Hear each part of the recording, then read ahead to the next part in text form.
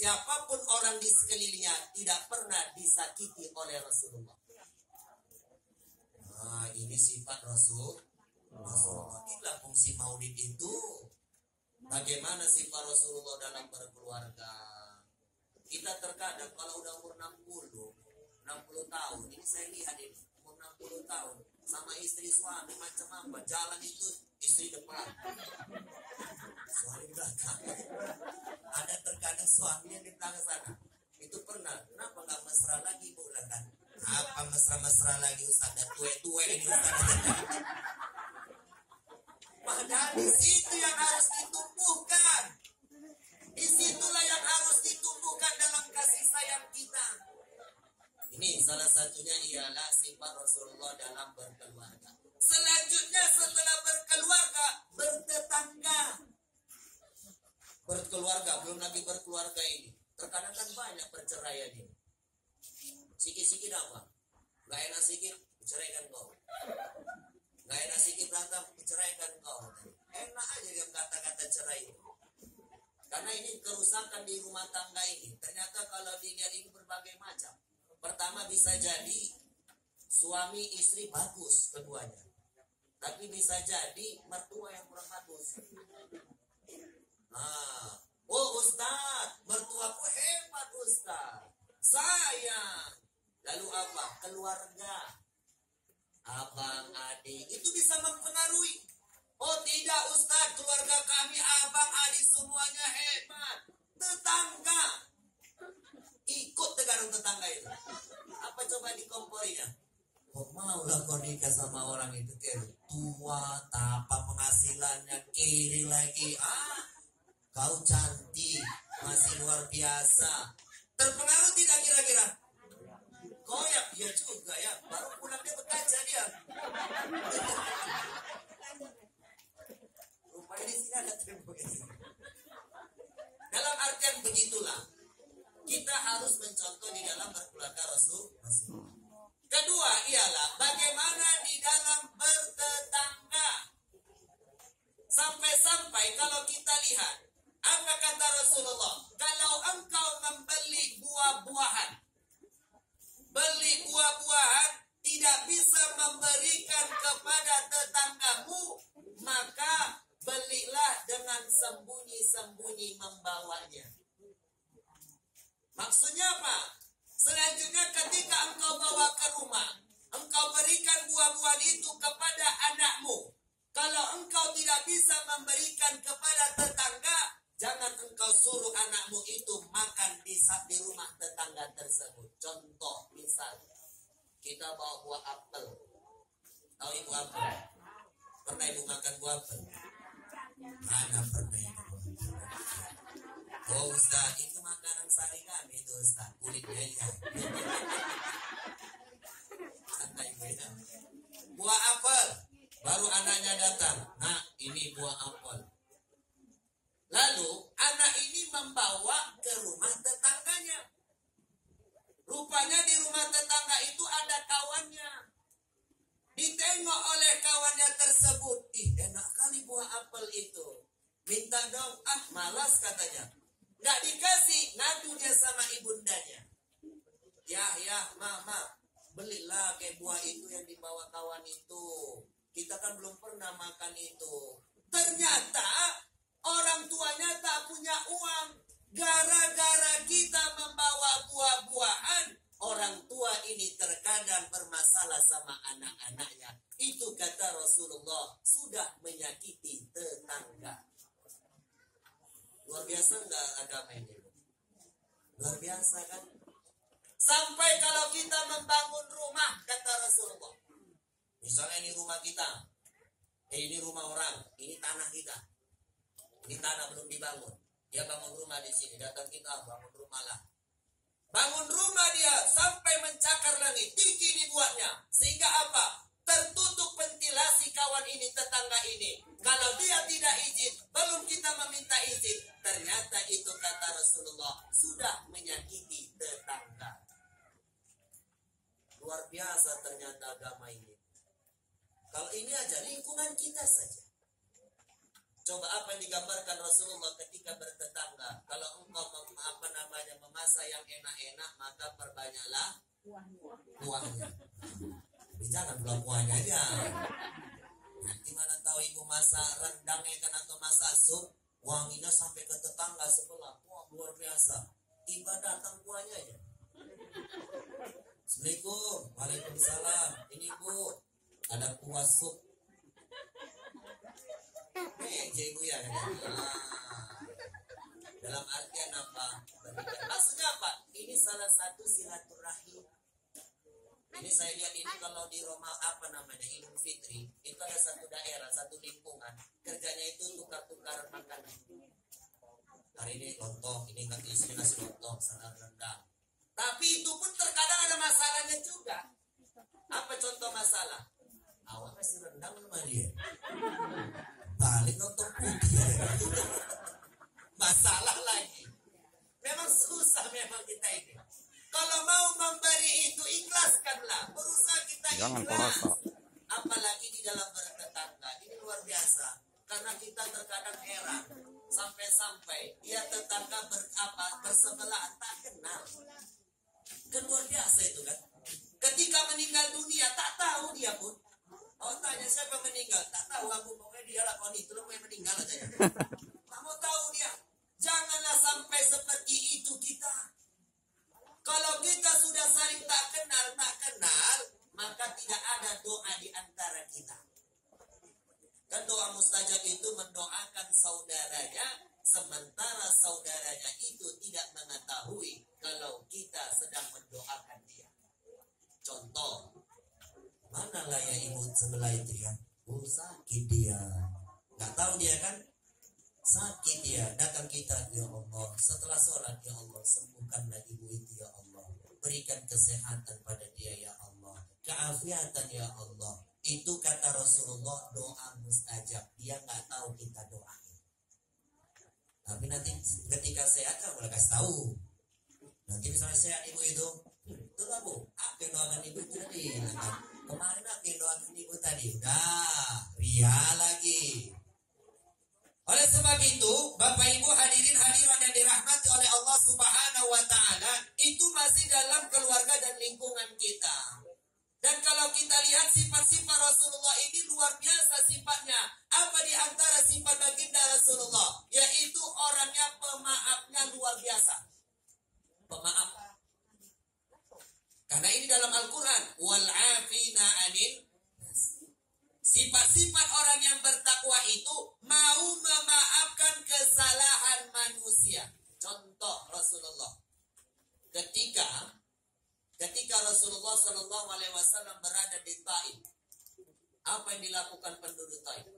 Habis Rasulullah dihina, caci maki, dilempari dia sampai berdarah ini pelipisnya, berdarah kaki Rasulullah. Lalu malaikat saat itu saking kan geramnya berkata kepada Rasulullah, ya Rasulullah, kalau engkau izinkanlah ini bukit Uhud ini, gunung Uhud yang besar ini akan aku timpakan kepada umatmu yang pembangkang itu, yang menghinamu, yang mencacimu, wahai Rasulullah. Lalu apa jawab Rasulullah? Jangan. Bisa jadi saat ini dia tidak beriman, tapi bisa jadi nanti keturunannya beriman kepadaku. Luar biasa nggak sih Pak Rasulullah? Lalu yang masyhur itu hadis Rasulullah itu apa? Kisah Rasulullah, yaitu Rasulullah senantiasa dilempar dengan kotoran unta. Jalan satu tempat, lempar sama orang Yahudi. Nah, Rasulullah nggak balas, dia baca. Besok lagi, lempar lagi. Besok lagi, lempar lagi. Rupanya suatu hari, tak ada lemparan lagi. Tumben gara lemparan ini. Lalu ditanya sama orang sekitar itu, mana orang yang senantiasa melempariku? Apa kata yang orang sekitar itu? Sakit ya Rasulullah. Lalu apa yang dilakukan Rasulullah?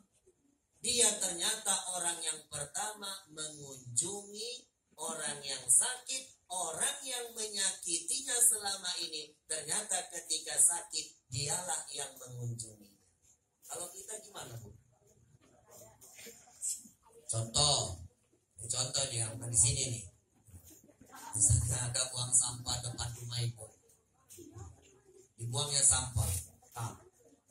Kita tengok, astagfirullah, siapa yang buang sampai dia? Datang kawan, itu ibu sebelah.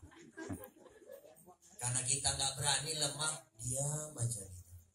Besok lagi, tengok lagi, sampah lagi. Ketiganya, sampah lagi. Ketika satu hari, kosong sampah. Mana sampah ini? Ditanya, mana biasa yang langganan biasa di sini? Yang langganan biasa mana ya? Dijawab, sakit dia bu. Sakit dia, masuk namanya dia, sakit dia. Kira-kira apa jawabannya? Alhamdulillah ya Allah, kalau bisa matikan itu pada ya Allah. Tapi Rasulullah ternyata tidak dimaafkan. Dan itulah kisah daripada Suraqah bin Malik. Ketika pembesar kafir Quraisy susah menghalangi daripada dakwah Rasulullah. Dakwah Rasulullah begitu pesatnya orang yang masuk agama Islam, cepat masuk agama Islam, sehingga pembesar-pembesar kafir Quraisy bingung menahan dakwah Rasul. Gawat kita ini, bisa lenyap kita ini dengan agama ini dibawa oleh Muhammad ini. Buat akal mereka, membuat sesuatu kebijakan. Apa itu? Membuat yang namanya sayembara. Iklan, pengumuman, siapa yang bisa membawa jasad Muhammad hidup ataupun mati mendapatkan hadiah kurang lebih 100 ekor unta.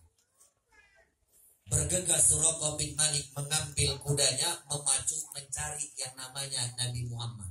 Dicari mana itu Muhammad.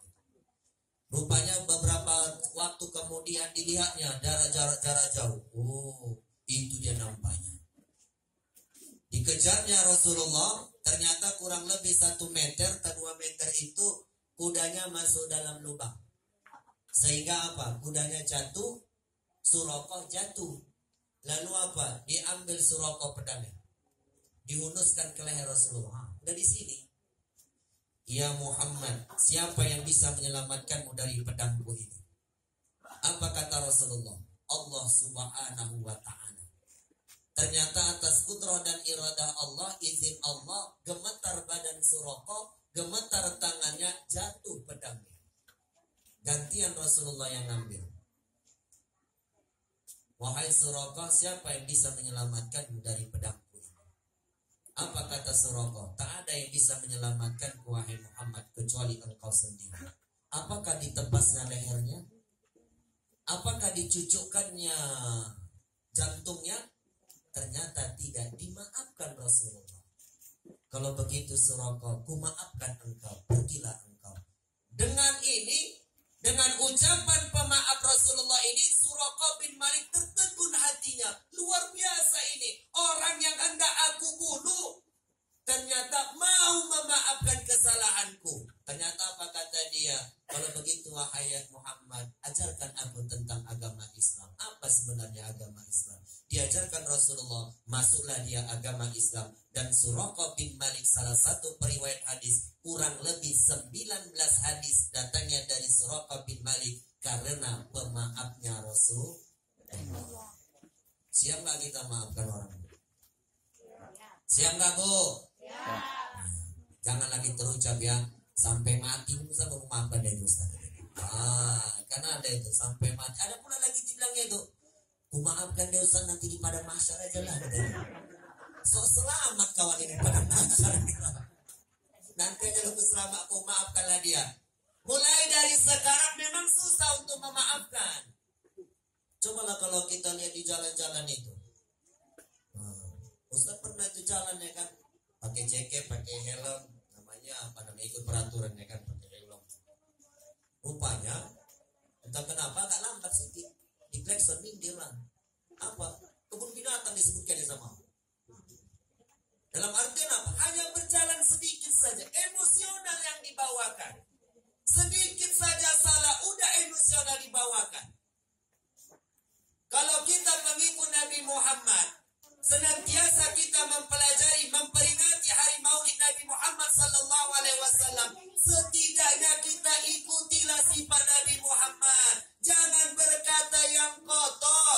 Karena dalam hadis Rasulullah, "Man kana yu'minu billahi wal yaumil akhir." Siapa yang ngaku beriman kepada Allah dan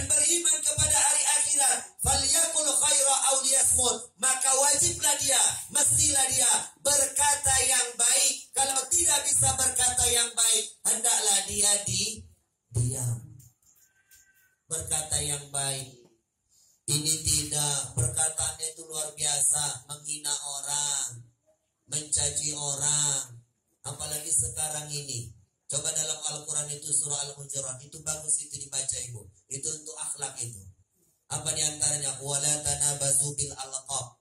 Janganlah kalian memanggil saudara kalian dengan gelar yang tidak disukai. Coba sekarang ini media sosial, apalah kita. Terkadang awak pakai ini pun dibilang kadrun awak. Apa kadrun bu? Kadal gurun katanya. Kadal gurun. Ada lagi kalau pas pilpres kemarin antara cebong dengan kampret. Dengan kampret. Boleh nggak itu? Dasar kau cebong. Ini melakukan, menggelarkan. Tidak suka dia, berdosa gitu. Dan itu pun terkadang di masyarakat kita terjadi. Contohnya apa? Namanya hebat, bagus, tapi gelarnya nggak enak didengar. Namanya siapa? Bu Khadijah. Panggilannya Bu Pea. Sampai-sampai nama yang nggak kenal orang. Julukannya yang kenal. Sampai orang bertanya, Bu, mana ibu yang ini? Siapa ini? Mana ada nama di sini? Itu yang agak-agak gini-gini sih di kepalanya itu. Oh, itu Bu Pea itu rumahnya aja. Ini boleh atau tidak, Bu? Kalau dia tidak izin, berarti kita senantiasa melakukan dosa. Tapi kalau izin dia, ridho dia, nggak masalah. Tapi tahukah kita dia izin atau tidak? Oleh sebab itu hati-hati nih. Ini kan akhlak yang dilakukan oleh baginda Rasulullah Sallallahu Alaihi Wasallam. Memanggil kita dengan ucapan yang baik. Manggil istri, manggil suami, bagus lah. Ini manggil boy, cinggodu. Oi katanya, sama suaminya, oi katanya. Dan ini kan udah gak ada lagi akhlak. Dalam artian apa? Itulah sifat daripada baginda Rasulullah. Jadi Rasulullah itu orangnya pemaaf. Apalagi Rasulullah itu orangnya bijaksana. Contoh, ketika Mekah itu terjadi pernah banjir, Rasulullah umur 35 tahun, belum menjadi Rasul. Rasulullah sebelum menjadi Rasul dikenal itu orang yang sangat jujur. Sehingga disebut dia digelar dengan Al-Amin, orang yang terpercaya. Di Santero apa itu Arab itu dikenal dia orang yang terpercaya. Dipercayai, kalau jualan jujur. Kalau masam dibilang. Kalau kita, masam nggak ini Pak? Manis ini, baru-baru peti kok dari kebun aku kok manis ini adanya. Memang pasti kasihnya manis jeruknya ya kan. Aku bilang lah, boleh apa 2 kilo tapi nggak tahu lah. Sampai rumah asam semuanya. Nipu atau tidak? Bohong atau tidak? Banyak nggak seperti itu? Coba misalnya jualan pakaian kita. Oh ini bu sini Pak. Ini dari Singapura ini beli ini loh. Padahal dari aja sekarang itu dibelinya. Bohong atau tidak? Boleh atau tidak? Rasulullah tidak seperti itu. Ketika kalau memang busuk itu dibilang busuk. Oh ini yang kemarin ini.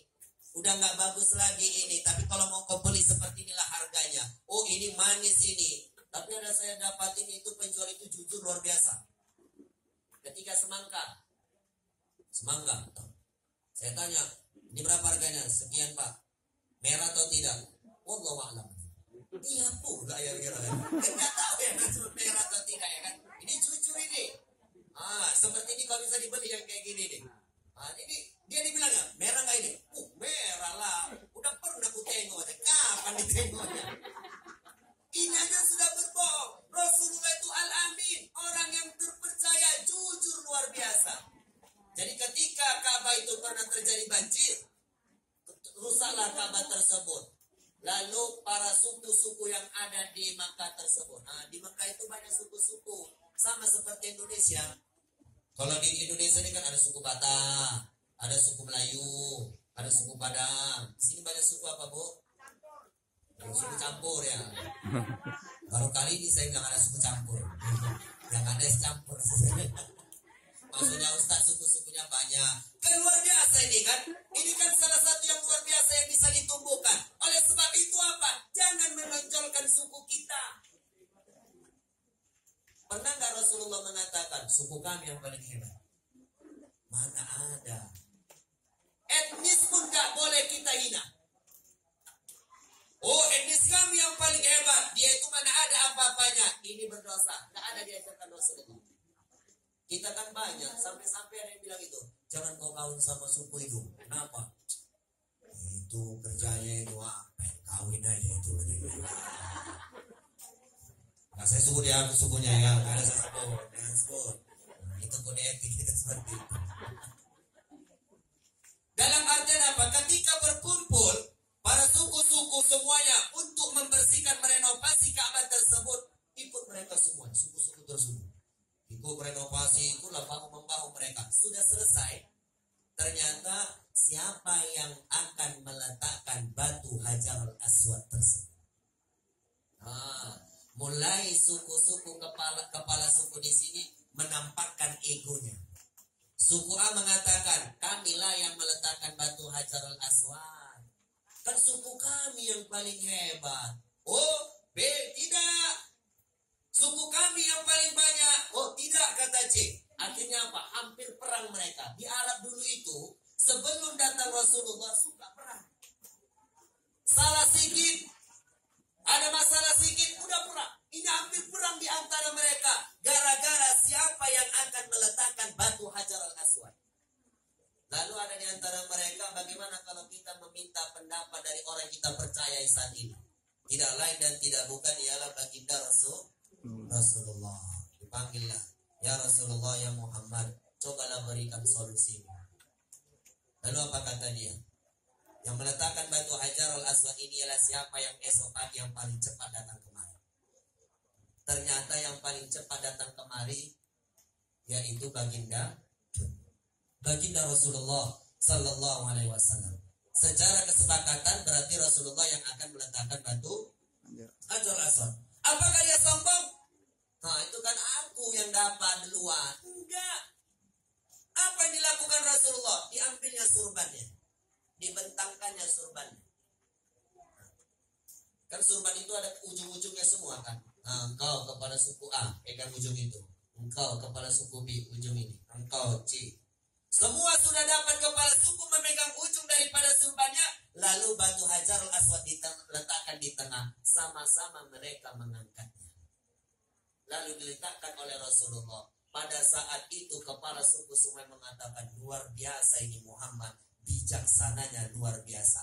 Begitulah kriteria seorang pemimpin. Orangnya bijaksana, bukan memperpecah umat, bukan memperpecah antara suku-suku yang lain. Kalau Rasulullah itu tidak mau memperpecah umat. Dan kita pun sebagai pengikut Nabi Muhammad jangan suka memperpecah umat. Caranya bagaimana?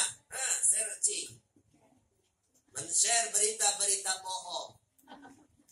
Banyak nggak, Bu? Tentang coronanya aja banyak. Saya itu sholat oleh Ben Walid. Ustaz, itu dia Maliun ada kena corona. Di mana aja pikir? Itu udah kena itu. Di dekat apalah, dekat Kartini itu. Saya kebetulan ada kawan di Kartini itu. Telepon, ada nggak? Mana ada Ustaz? Aman aja di sini. Bohong. Kita memang luar biasa. Kita terkadang tidak mau memeriksa berita tersebut. Cobalah contohnya Ibu. Berita itu duanya kemungkinan. Kalau nggak benar, salah. Betul nggak? Berita kan cuma itu kan. Saya tadi ketika di Gang Hasan Basri melihat ular besar kali. Percaya nggak Ibu? Dari mana Ibu tahu nggak percaya? Itu kan berita. Bisa mungkin benar, bisa salah. Untuk mengetahui benar atau salahnya, bagaimana caranya? Periksa. Maksudnya apa? Ketika ada berita, diperiksa beritanya. Ini seorang mukmin sebenarnya. Bukan asal dapat beritakan terus. Sehingga apa? Satu sama lain saling caci mencaci, saling hina menghina. Itu tidak ada diajarkan oleh baginda Rasulullah. Kita terkadang ini semangat untuk mengucapkan kalimat-kalimat thayyibah, tetapi terkadang kita melaknat saudara kita. Nauzubillah kalau kita memurtadkan saudara kita. Ada asal kafirnya dia itu. Hati-hati itu. Rasulullah tidak pernah menggambarkan seperti itu. Maksudnya apa? Itulah akhlak baginda Rasulullah sallallahu alaihi wasallam. Sudah sampai jam berapa?